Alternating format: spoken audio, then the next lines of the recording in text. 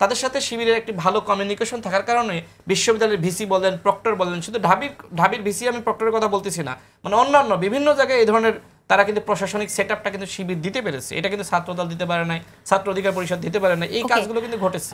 এই ডাকসু প্রসঙ্গে শুনতে চাইছি যে আমরা জানি যে রাশেদ খান ইলেকশন করেছিল 2019 সালে এবং 2019 সালে রাশেদ কিন্তু এটা বলেছিল যে গোলাম রাব্বানির বিষয়ে তখন বলছে তার প্রার্থিতা অবৈধ ছিল এবং আসলে ন্যায়সঙ্গতভাবে ডাকসুর জিএস হয়তো আপনি হতে পারতেন, সেই কথাটা আমরা জানি। তো এবারের ইলেকশন নিয়ে যে প্রশ্নটা উঠলো এটা বিষয়ে আমি শুনতে চাই আপনার কাছ থেকে, এবং আপনাদের প্রার্থী সলিমুল্লাহ হলে বিজয়ী প্রার্থী যে বিজয়ী হওয়ার পরও কিন্তু এবং তিনি ছাত্র অধিকার পরিষদ থেকে নির্বাচন করেছেন, তিনি সুষ্ঠু তদন্ত দাবি করেছে। আপনি কিভাবে দেখছেন? খুব সংক্ষেপে রাশেদ, আমরা আরো কয়েকটি বিষয়ে কথা বলবো। জি, আমি খুব সংক্ষেপে বলবো। দেখেন, এইবারের নির্বাচনে আচরণবিধি লঙ্ঘনের অনেকগুলো অভিযোগ আছে এবং শিক্ষার্থীরা অনেকে, বিশেষ করে প্রার্থীরা অভিযোগ করেছে। আমি মনে করি বিশ্ববিদ্যালয় প্রশাসন উচিত হবে একটি তদন্ত কমিটি গঠন করা, এবং যদি সেখানে পাওয়া যায় যে কারচুপি হয়েছে বা যে সমস্যাগুলো আমরা দেখছি এগুলো তদন্ত সাপেক্ষে এটার একটা বক্তব্য হাজির করা। অন্যথায় যদি কোনো উত্তর না দেয় তাহলে কিন্তু এই যে যারা নির্বাচিত হয়েছে সারা জীবন কিন্তু অভিযোগটা থেকে যাবে। আমি আরেকটু বলতে চাই ডাকসু নিয়ে। দেখেন, শিবির কিন্তু এবার নিজের নামে প্যানেল দেয়নি, এটা তো সত্য, এবং শিবির তো ইসলামিক রাজনীতি করে, কিন্তু তাদের যে প্যানেলটা তারা বলছে যে আমরা সম্মিলিত শিক্ষার্থীদের মাধ্যমে, সেখানে দেখেন হিন্দু কমিউনিটি রয়েছে, সেখানে আপনার ক্ষুদ্র নিগোষ্ঠী কমিউনিটি রয়েছে, সেখানে নন হিজাবি রয়েছে, এবং দেখবেন যে ভিপিজিএস তারা কিন্তু একজন নন হিজাবি শিক্ষার্থীকে মাঝখানে বসিয়েছে, যেটা আসলে ইসলামিক রাজনীতির সাথে যায় না। অর্থাৎ শিবিরের এই প্যানেলটা ছিল শিবিরের নিজস্ব প্যানেল না, এটা তারা আসলে একটি সার্বজনীন প্যানেল হিসেবে দেখিয়েছে, কিন্তু জামাত আবার এটাকে সেল করতেছে যে এটা আসলে জামাতি শিবিরের জয় হয়েছে, সুতরাং সারা দেশে আমাদের জয় হবে, কিন্তু এইটা মূলত শিবিরের প্যানেল ছিল না। দেখেন, আরও যেটি বলি, আমার কাছে মনে হয়েছে যে শিবির তারা ইসলামিক রাজনীতি থেকে ডে বাই ডে মধ্যপন্থা অবলম্বন করছে। এখন জামাত ইসলাম কি সারা দেশে আসলে মধ্যপন্থা অবলম্বন করবে, নাকি আসলে তারা আসলে আপনার ইসলামিক যে কথাবার্তা আমরা শুনছি সেগুলো বলবে? জামাতের যিনি নেতা তাহের ভাই কিন্তু স্পষ্টভাবে বলেছেন যে আমরা শরিয়া আইন প্রতিষ্ঠা করবে, এটা কিন্তু আমরা বলি নাই। তার মানে কি? তার মানে তারা মধ্যপন্থা রাজনীতির দিকে যাচ্ছে। এখন আসলে আমি জানি না হেলাল ভাই কি বলবে, বক্তব্য তো এটাই বলে বিবিসি বাংলায় সাক্ষাৎকার।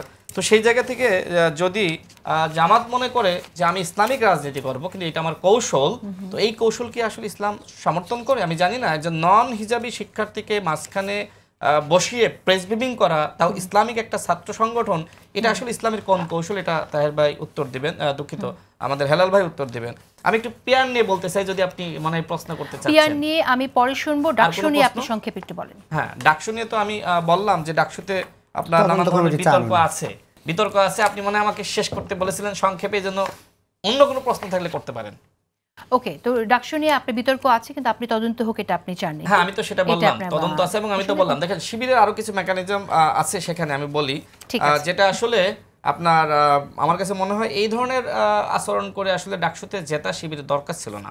যেমন অভ্যুত্থানের পরপর শিবির যেটি করেছে, বিভিন্ন হলে হলে তারা কিন্তু আপনার পানির ফিল্টার দিয়েছে।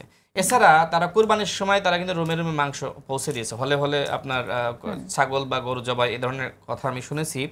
এছাড়া যে সকল শিক্ষার্থীরা আপনার গরিব বা নিম্নবিত্ত পরিবারের, তাদের জন্য জামাতের বিভিন্ন প্রতিষ্ঠান থেকে তাদের জন্য বৃত্তির ব্যবস্থা করা, এবং কোনো একজন শিক্ষার্থীর বাবা মনে করেন যে ক্যান্সারে আক্রান্ত, তার জন্য 5 লাখ টাকা দিয়ে দেওয়া। এখন জামাত শিবিরের এই ধরনের প্রতিষ্ঠান আছে, তারা এই আর্থিকভাবে হেল্প করতে পারে, তারা এটাকে বলছে যে ওয়েলফেয়ার পলিটিক্স। কিন্তু আমার কথা হলো যে ওয়েলফেয়ারটা কি করবে? বিশ্ববিদ্যালয় প্রশাসন আছে, বিশ্ববিদ্যালয় প্রশাসনে কেন মামুন স্যারকেও দায় নিতে হবে? স্যাররা কেন আসলে শিক্ষার্থীদের জন্য এই ঠান্ডা পানির ব্যবস্থা করতে পারে না? কেন ফ্রিজের ব্যবস্থা করতে পারে না? কেন রুমে রুমে মাংস পৌঁছাতে পারে না? কেন শিক্ষার্থীদের জন্য এই ধরনের সংকট, যেগুলো সমস্যা, আর্থিক সমস্যাগুলো, তারা এগুলো দেখতে পারে না? একজন শিক্ষার্থীর বাবা অসুস্থ, বিশ্ববিদ্যালয় ফান্ড থেকে কেন দেয় না? কেন শিবিরকে এই কাজগুলো করতে হয়? এবং শিবিরের ব্যাপক টাকা পয়সা আছে, তারা এগুলো করতে পারতেছে, ছাত্র অধিকার পরিষদের নাই।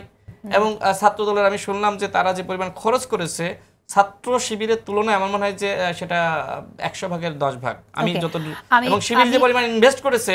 এখন শিক্ষার্থীরা তো ঢাকা বিশ্ববিদ্যালয়ে আমিও পড়াশোনা করেছি, দেখেন স্বাভাবিকভাবে যখন একজন শিক্ষার্থীর বাবা ক্যান্সারে আক্রান্ত, তাকে আপনি 5 লাখ টাকা দিয়ে দিলেন, এখন ওইটা কিন্তু হলের মধ্যে ব্যাপকভাবে আলোচনায় আসে। তো শিবির এই ওয়েলফেয়ার মেকানিজমটা কাজে লাগিয়েছে, এটা কিন্তু অন্য কোনো ছাত্র সংগঠন কাজে লাগায়নি। এবং বিশেষ করে দেখবেন যে বিভিন্ন বিশ্ববিদ্যালয়ের প্রশাসনের সেটআপ, এটা কিন্তু এনসিপির যে সকল নেতারা বর্তমানে রয়েছে আমি তাদের সাথেও কথা বলেছি, তারাও আমাকে যেটি জানিয়েছে যে ওই সময় যেহেতু এনসিপির এই সকল নেতারা বৈষম্যবিরোধী ছাত্র নেতা ছিল, তাদের সাথে শিবিরের একটি ভালো কমিউনিকেশন থাকার কারণে বিশ্ববিদ্যালয়ের ভিসি বলেন, প্রক্টর বলেন, শুধু ঢাবির ভিসি আমি প্রক্টরের কথা বলতেছি না, মানে অন্যান্য বিভিন্ন জায়গায় এই ধরনের তারা কিন্তু প্রশাসনিক সেটআপটা কিন্তু শিবির দিতে পেরেছে। এটা কিন্তু ছাত্রদল দিতে পারে নাই, ছাত্র অধিকার পরিষদ দিতে পারে না, এই কাজগুলো কিন্তু ঘটেছে। আমি ঢাবির ভিসি প্রক্টরের কথা বলছি না, তিনি অস্বীকার করেছেন যে তিনি আসলে জামাতের সাথে কখনো ছিলেন না, আমি জাস্ট অন্যান্য বিশ্ববিদ্যালয়ের কথা বলছি।